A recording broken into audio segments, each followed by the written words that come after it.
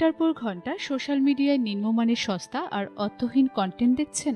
সাবধান, আপনি হয়তো আক্রান্ত ব্রেন রটে। এটি তাৎক্ষণিক বিনোদন, গভীর চিন্তাভাবনা, স্মৃতিশক্তি ও মানসিক ভারসাম্যকে দুর্বল করে। চিকিৎসা বিজ্ঞানের কোনো রোগ না হলেও বিশ্বজুড়ে ইন্টারনেটের অতিরিক্ত আসক্তি বোঝাতে এবং নেতিবাচক প্রভাব নিয়ে মানুষের ক্রমবর্ধমান উদ্বেগকে চিহ্নিত করতে অক্সফোর্ড ইউনিভার্সিটি প্রেস ব্রেন রটকে 2024 সালের বর্ষসেরা শব্দ ঘোষণা করেছে।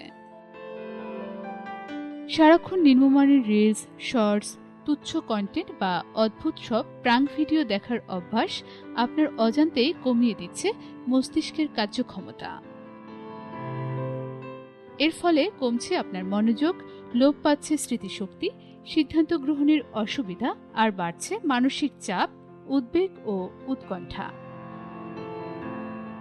ব্রেন রডে যে কোনো বয়সী মানুষ আক্রান্ত হতে পারে।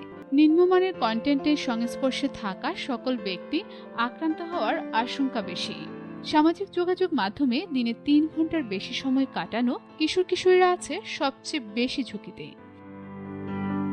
তাহলে বাঁচার উপায়? আজই মেনে চলুন digital diet. Screen time fixed করুন। ঘুমানোর আগে ও পরে নো ফোন রুল মানুন। সোশ্যাল মিডিয়ায় সব নোটিফিকেশন বন্ধ রাখুন। আর 15 সেকেন্ডের শর্টস বাদ দিয়ে প্রতিদিন বই পড়ার অভ্যাস করুন। সস্তা বিনোদন নয়, বাস্তব জীবনে সময় দিন। সচেতন হন, মস্তিষ্ককে সুস্থ রাখুন।